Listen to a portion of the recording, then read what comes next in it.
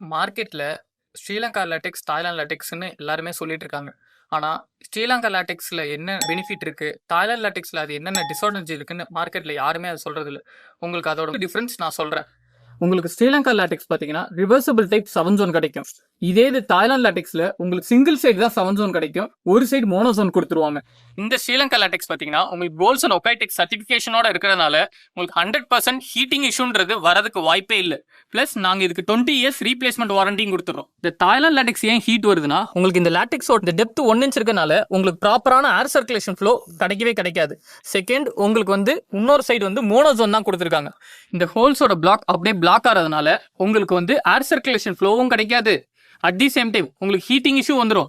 அதனால தான் உங்களுக்கு தாய்லாந்து லேட்டெக்ஸ் ஒரு 6 to 7 இயர்ஸ்ல உங்களுக்கு சாக் ஆகிறதுக்கு நிறைய சான்சஸ் இருக்கு. உங்களுக்கு இந்த மாதிரி informative content of latex mattresses வேணும்னா நம்ம மெலோ கிரீன் பேஜை ஃபாலோ பண்ணிக்கோங்க.